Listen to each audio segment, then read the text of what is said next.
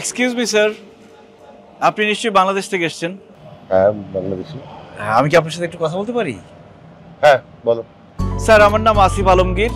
আমি Kuala Lumpur health অর্গানাইজেশনে কাজ করি। আমি রাস্তায় ঘুরে ঘুরে মানুষকে স্বাস্থ্য সম্পর্কে সচেতন করে থাকি। ও আচ্ছা আচ্ছা। স্যার, আপনি কি রেগুলার সিগারেট খান? মানে অনেক বেশি, মানে চেইন স্মোকার আপনি? চেইন স্মোকার না, তবে সিগারেট খাই আর কি। Smoking kills. ধূমপান স্বাস্থ্যের জন্য ক্ষতিকর, এটা প্যাকেটের গায়ে লেখা থাকে। তারপরও মানুষ টাকা দিয়ে কেন বিষ কিনে খায় সেটা আমি বুঝি না স্যার। বাইরে থেকে দেখলে যদিও বোঝা যায় না, কিন্তু আপনি ভেতরে ভেতরে নিঃশেষ হয়ে যেতে পারেন শুধুমাত্র এই সিগারেটের কারণে।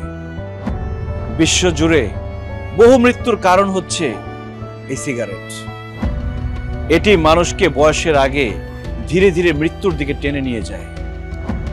ধূমপানের ফলে ক্যান্সার, ডায়াবেটিস, ফুসফুসের সমস্যা, স্ট্রোক, বন্ধ্যাত্ব, অন্ধত্ব, টিবি সহ আরো জটিল রোগ হতে পারে।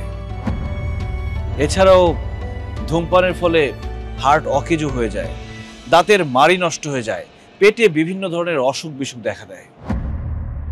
স্যার, আপনি জানলে অবাক হবেন, প্রত্যেক বছর কয়েক লাখ মানুষ মারা যায় শুধুমাত্র এই ধূমপানের কারণে। আমি চাইলেই কিন্তু এই ধূমপান প্রতিরোধ করা সম্ভব। আশা করি আজকের পর থেকে আর কখনো সিগারেট খাবেন না। কারণ আপনি হয়তো এই পৃথিবীর কাছে কিছু না, কিন্তু আপনার পরিবার, আপনার আত্মীয় স্বজনের কাছে আপনি পৃথিবী।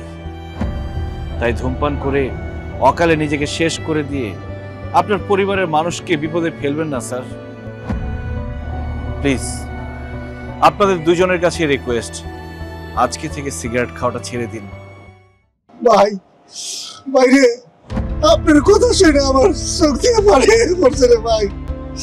আমি মালয়েশিয়াতে কাম করি, বাড়িতে আমার অসুস্থ বাবা মা আছে, বউ আছে, সন্তান আছে।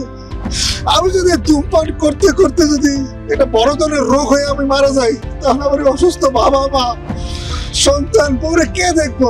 এই যে ভাই, এই যে আমি কান ধরছি ভাই, আর জীবনে ধূমপান করবো না ভাই। ভাই, আপনার অনেক ধন্যবাদ ভাই আমার এই সম্পত্তি দেওয়ার জন্য ভাই। অনেক থ্যাংক ইউ ভাই, অনেক থ্যাংক ইউ ভাই। বুকে আসেন ভাই, আর খাবো না ভাই। Thank you. আমি আর সিগারেট খাবো না। আসলে তোমার মতো এইভাবে আমাকে কেউ বুঝিয়ে বলেনি, আর আমি নিজেও এইভাবে কখনো ভেবে দেখি। আসলে এই সিগারেট খাওয়ার জন্য আমার শরীরে অনেক রোগ বালাই বাসা বেঁধেছে। ডাক্তার আমাকে অনেকবার মানা করেছে, থাক করেও খাই। অভ্যাস হয়ে গেছে তো, অভ্যাসটা ছাড়তে পারি না। তবে তোমার কথা শুনে আজকে সত্যি আমার চোখ খুলে গেছে। আমি তোমাকে কথা দিচ্ছি, আমি আর কখনোই সিগারেট খাবো না। থ্যাংক ইউ সো মাচ বুঝার জন্য। আমি আসি। আরে আসি, দাঁড়াও। তোমার মতো এরকম জিনিয়াস, ব্রিলিয়ান্ট একটা ছেলে। আচ্ছা, বাই দ্য ওয়ে, তুমি মালয়েশিয়াতে কি করো?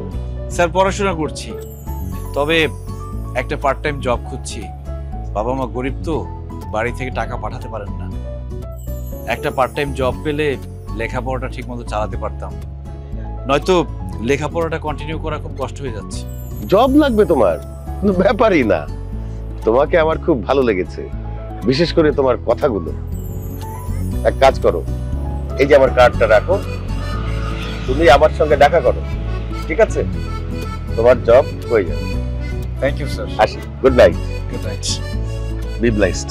আসসালামু আলাইকুম।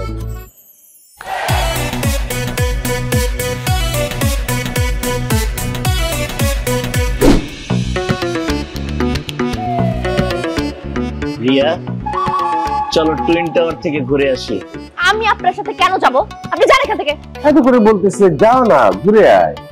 তাছাড়াও ওকে একটু বোকা শোকা, তো রাস্তাঘাট চিনে না ঠিক মতো। পাপা, এই লোক যদি বোকা শোকাই হয়, তাহলে তার সাথে আমার বিয়েটা তুমি কেন দিচ্ছ? আমি ঠিকই বুঝতে পারছি না। Good morning sir. Good morning Asif, কেমন আছো তুমি? I am fine sir, thank you. আপনি আমাকে দেখা করতে বলেছিলেন। ও হ্যাঁ হ্যাঁ, তোমার তো একটা পার্ট টাইম জব লাগবে, তাই না? জি স্যার। আচ্ছা ঠিক আছে, পরিচিত হও আগে। My daughter Riya. Hello ma'am, how are you? Hello handsome, I am excellent. আর এ হচ্ছে আমার বন্ধুর ছেলে সোহাগ। Hello sir. ঠিক আছে ঠিক আছে। রিয়া মামুনি, তুমি একটু এখান থেকে যাও, আসিফের সঙ্গে আমার কিছু পার্সোনাল কথা আছে। এমন কি কথা যেটা তুমি আমার সামনে বলতে পারবে না? আমি এখানে বলবো, তোমার যা বলার তুমি আমার সামনে বলো। তোমার সামনে বলা যাবে না, বলা যাবে না বলেই তো তোমাকে বললাম যে তুমি একটু ভিতরে যাও, আমার একটু পার্সোনাল কথা আছে। পাপা, আমার এখন ভিতরে যেতে একদম ইচ্ছে করছে না। তুমি ওনার সাথে কি কথা বলো আমার খুব শুনতে ইচ্ছে করছে। তুমি এখানে বলো না পাপা আমার সামনে প্লিজ। ম্যাম, আপনার বাবা যেহেতু নিষেধ করেছেন, আপনার এখানে থাকা উচিত না। মনে রাখবেন, বাবা মায়ের অবাধ্য হওয়া ঠিক না, আর ভালো মেয়েরা কখনো বাবা মায়ের অবাধ্য হয় না। আপনাকে দেখেই মনে হচ্ছে আপনি অনেক ভালো মেয়ে। পাপা ঠিক আছে, আমি যাচ্ছি। আপনিও কিন্তু খুব ভালো ছিলেন পাপা, উনি কিন্তু খুব ভালো ছিলেন।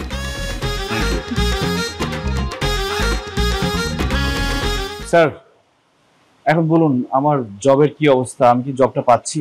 অবশ্যই পাচ্ছ। তোমার জন্য আমি যে জবটা ঠিক করেছি, সেই জবটার জন্য তুমি একদম perfect. Thank you very much sir. Sir, আমার কাজটা কি হবে?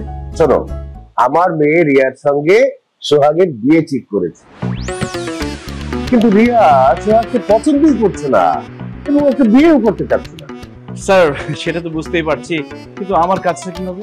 তোমার কাজ হবে রিয়া যাতে সোহাগকে পছন্দ করে সেই ব্যবস্থা করা। রিয়ার সঙ্গে কথা বলে রিয়ার মনে সোহাগের জন্য প্রেম তৈরি করা, এবং ফাইনালি রিয়া যাতে সোহাগকে বিয়ে করতে রাজি হয় সেই ব্যবস্থা করা। কি বলছেন স্যার? আমি ম্যাডামকে রাজি করাবো ওনাকে বিয়ে করতে? তুমি যে সুন্দর করে কথা বলো এবং যে পরিমাণ ট্যালেন্ট তোমার মধ্যে আছে, আই এম শিওর তুমিই পারবে রিয়ার মনে সোহাগের জন্য প্রেম নিয়ে আসতে, ভালোবাসা নিয়ে আসতে এবং সোহাগকে বিয়ে করতে রাজি করা।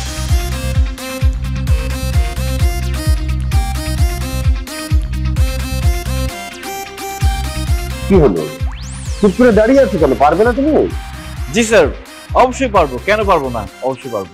তাহলে আর কি, কাল থেকে তুমি কাজে লেগে যাও। তোমার কাজটা হবে রিয়াকে কনভিন্স করা যাতে সে সোহাগকে বিয়ে করতে রাজি হয়। আর তোমার বেতন হবে বাংলাদেশি টাকায় 1,00,000 টাকা। থ্যাংক ইউ স্যার, আমি রিয়া ম্যাডামকে ম্যানেজ করছি।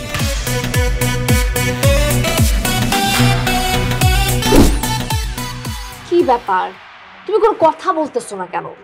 তোমার না পাপার কাছে যাওয়ার কথা, পাপার অফিসে জব দেওয়ার কথা, পাপাকে পটানোর চেষ্টা করার কথা, তুমি তো কিছুই করতেছো না। কি হলো, পাপা তোমাকে জব দিছে?